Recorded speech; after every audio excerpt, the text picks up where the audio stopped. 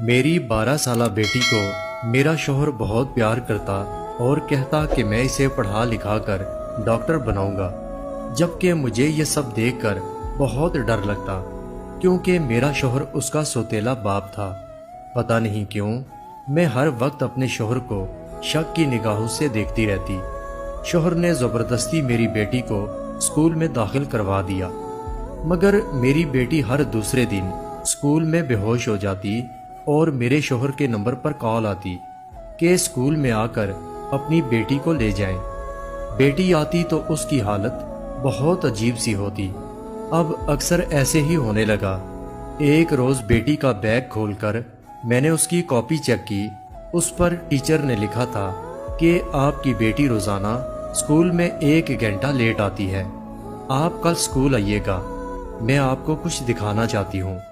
میرے تو قدموں تلے سے زمین نکل گئی، کیونکہ میرا شوہر تو بیٹی کو روزانہ اسکول ٹائم پر چھوڑ کر آتا، پھر یہ سب کیسے ہو سکتا تھا؟ میں اسی دن شوہر سے چھپ کر اس کے اسکول چلی گئی۔ ٹیچر سے ملی تو اس نے الماری کھول کر میری بیٹی کی ایک ایسی چیز دکھائی کہ میرا دماغ چکرا گیا۔ میں تو اپنے ہوش و حواس کھو بیٹھی۔ ٹیچر کہنے لگی، آپ کی بیٹی تو روزانہ… میرا نام سلمہ ہے، میں بہت زیادہ خوبصورت تھی، لیکن میری قسمت میرے جیسی خوبصورت بالکل نہیں تھی۔ میری شادی ایک ایسے شخص سے ہوئی جس نے میرے ساتھ بہت ظلم کیا۔ وہ مجھ پر روز ہاتھ اٹھاتا، روز مجھ پر تشدد کرتا، اور جس کی کوئی وجہ نہ ہوتی۔ وہ چھوٹی چھوٹی باتیں جو اسے خود ہی بری لگ جاتی، کہ آج تم نے کھانا اچھا نہیں بنایا، آج تم نے میرے کپڑے استری نہیں کیے۔ مجھے سمجھ نہ آتی کہ اسے مجھے مار کر کیا ملتا ہے۔ جب میری شادی ہوئی تھی مجھے یہ سمجھایا گیا تھا، بیٹا اب تم جس گھر میں جا رہی ہو اس گھر سے تمہاری لاش نکلنی چاہیے۔ اس لیے میں نے کسی کو نہیں بتایا کہ میرے ساتھ وہاں کیا ہوتا ہے۔ جس طرح میرا شوہر مجھے مارتا، ایسے کوئی بھی اپنی بیوی کو نہیں مارتا۔ وہ مجھے ایسے مارتا تھا جیسے وہ پولیس والا ہو اور میں کوئی مجرم ہوں۔ میں چپ چاپ مار کھاتی رہتی، چھوٹے چھوٹے زخموں کو چھپاتی رہتی۔ جب کوئی بڑا زخم آ جاتا تو میں کہتی کہ میں گر گئی تھی۔ اللہ نے مجھے ایک بیٹی دی، مگر میرے شوہر کو پھر بھی شرم نہیں آئی۔ اسے احساس نہیں ہوا کہ جس کے ساتھ وہ آج ظلم کر رہا ہے وہ بھی تو کسی کی بیٹی ہے۔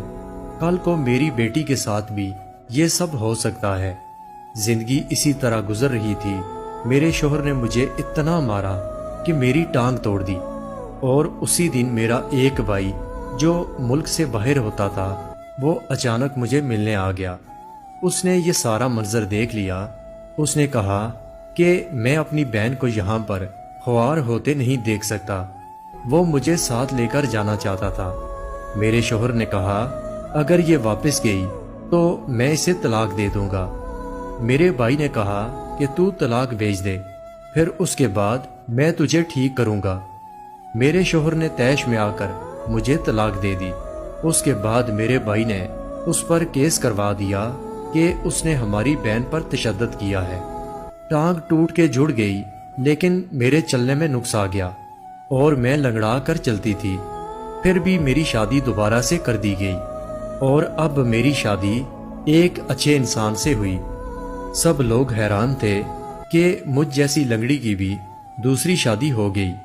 میرا دوسرا شوہر پہلے سے ہی شادی شدہ تھا، لیکن اس کے کوئی بچے نہیں تھے۔ وہ دیکھنے میں زیادہ بڑی عمر کا نہیں تھا، پھر بھی اس نے مجھ سے شادی کر لی۔ وہ میرے بھائی کا دوست تھا، سب کہہ رہے تھے کہ یہ ایک اچھا انسان ہے۔ ہم لوگ بہت مطمئن تھے، شادی کے بعد زندگی اچھی جا رہی تھی۔ میرا سابقہ شوہر تو مجھے بہت مارتا تھا، مگر یہ والا شوہر میرا بہت خیال رکھتا۔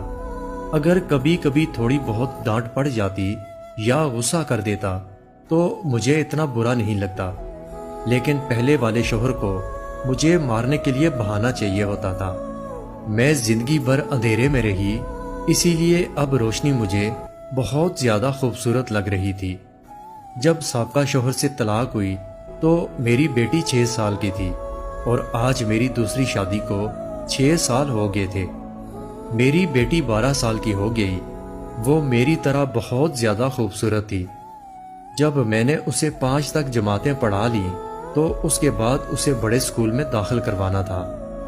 میرا شوہر بھی میری بیٹی کو بہت پیار کرتا اور کہتا اسے تو میں پڑھا لکھا کر ڈاکٹر بناؤں گا۔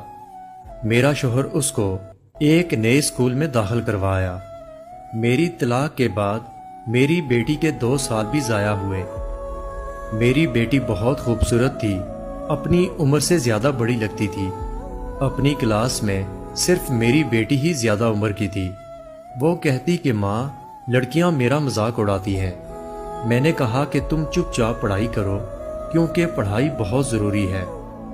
میرا سابقہ شوہر عجیب تھا، میری بیٹی کو پڑھانے پر راضی نہیں تھا، اسی لیے اس کے 2 سال ضائع ہو گئے۔ لیکن ایک بات بڑی عجیب تھی، جب سے میری بیٹی نے اسکول جانا شروع کیا وہ ہر دوسرے دن بے ہوش ہو جاتی۔ جب پہلی بار مجھے اسکول سے کال آئی تو میں بہت پریشان ہوئی۔ میں نے فوراً اپنے شوہر کو بھیجا کہ جا کر بیٹی کو لے آؤ، وہ بے ہوش ہو گئی ہے۔ میں بہت زیادہ پریشان تھی، اچانک میری بیٹی کو کیا ہو گیا؟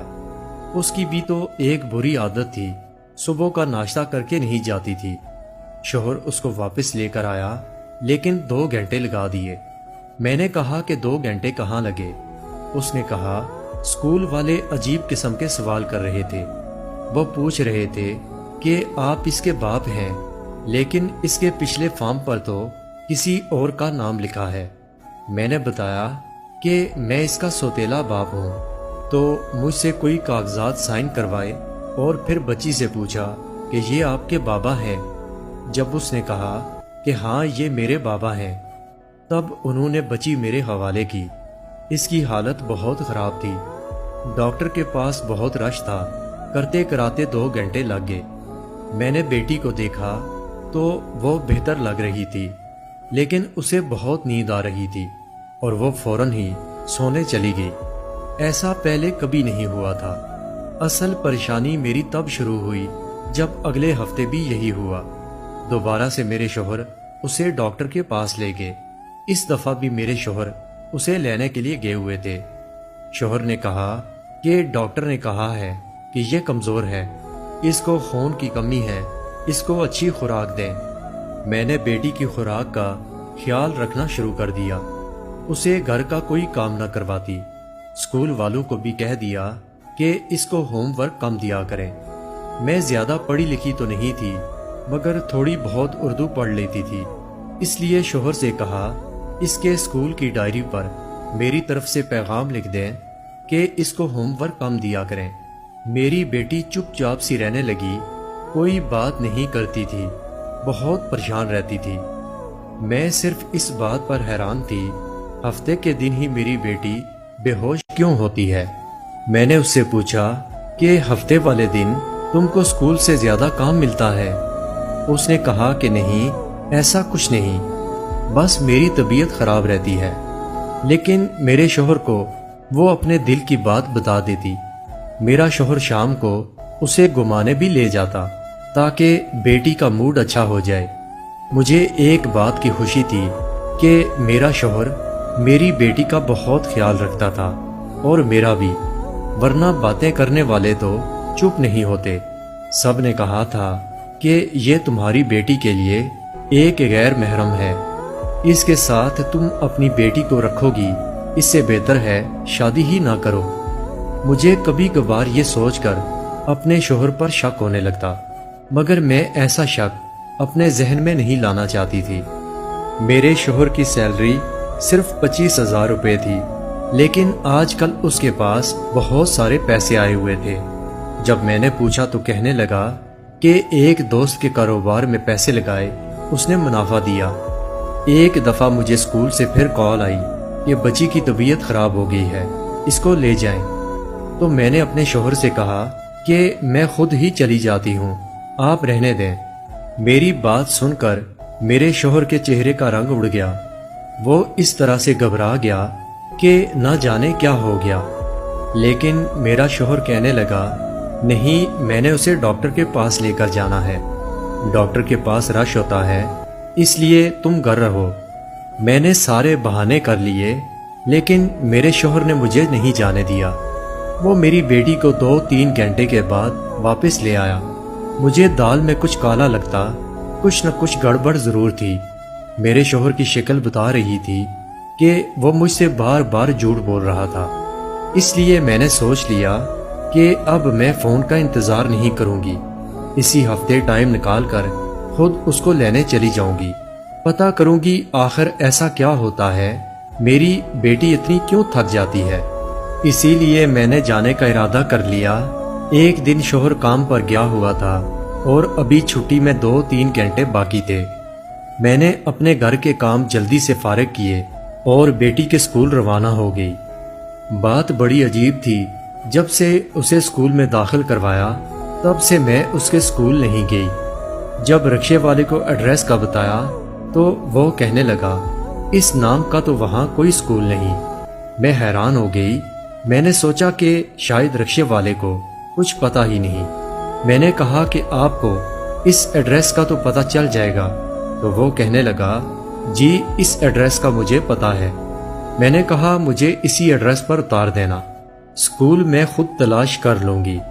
وہاں پہنچی تو گلی کے اندر اسکول نظر نہیں آ رہا تھا، لیکن جس اسکول کا نام میری بیٹی بتایا کرتی تھی، اس نام کا مجھے ایک بورڈ ایک عمارت پر نظر آ گیا، لیکن میں سمجھ گئی کہ یہی اسکول ہے۔ پھر میں نے دیکھا دروازے پر نہ کوئی گارڈ بیٹھا تھا اور نہ ہی کوئی ریڑھی والا کھڑا تھا، وہاں تو اسکول جیسا ماحول ہی نہیں تھا۔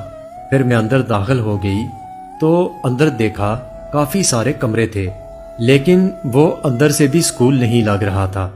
عمارت بہت گندی تھی۔ ایک طرف میں نے دیکھا تو اندر ایک آدمی بیٹھا تھا جو کہ نشہ کر رہا تھا۔ میں نے سوچا اس نشئی کا یہاں کیا کام، یہ بچیوں کے اسکول کے اندر بیٹھا ہے اور کوئی اس کو پوچھنے والا نہیں۔ مجھے بہت غصہ آیا۔ تھوڑی دیر کے بعد مجھے ایک گانے کی آواز آئی۔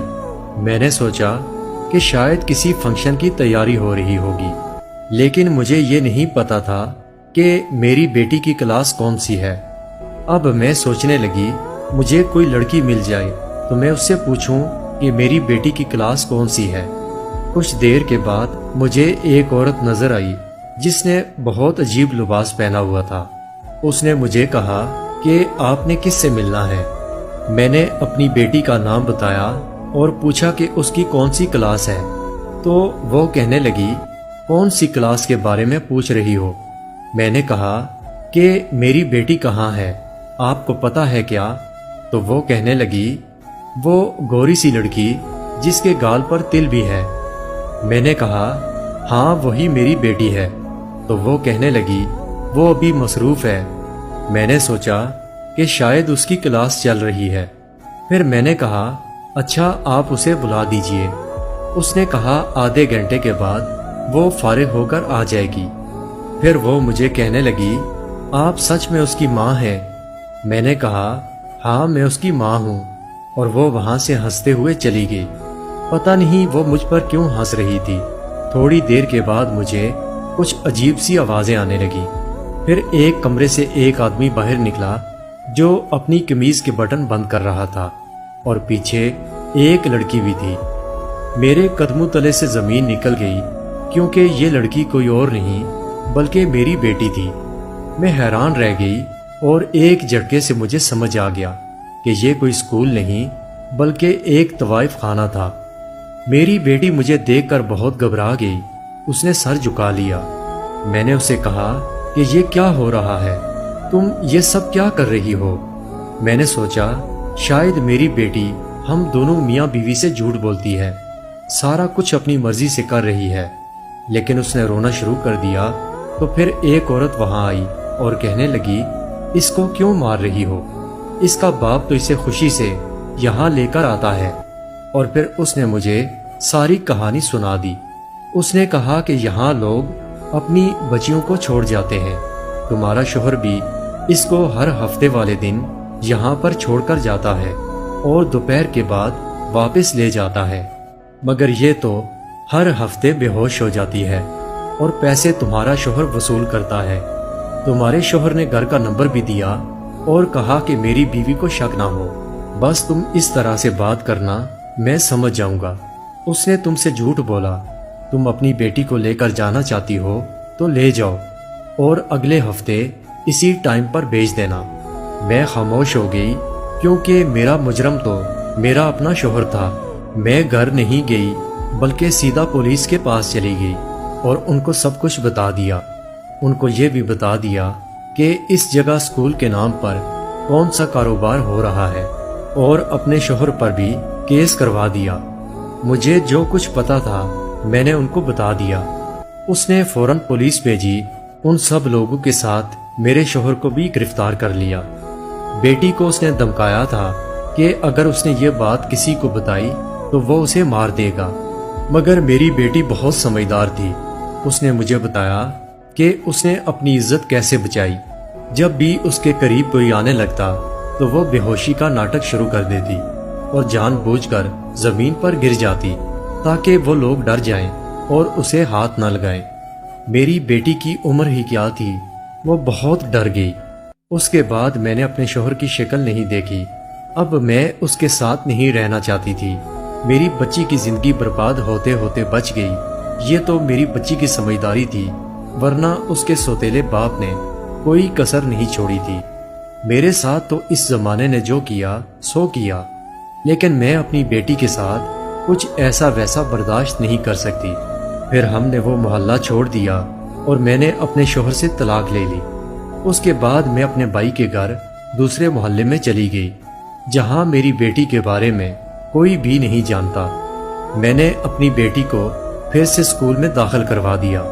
اس نے FA کیا تو اس کے بعد میں نے اس کی شادی کر دی۔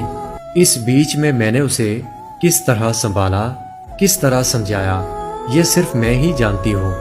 اللہ تعالیٰ سب کی بیٹیوں کو اپنے حفظ و امان میں رکھے اور ان کے نصیب اچھے کرے، آمین۔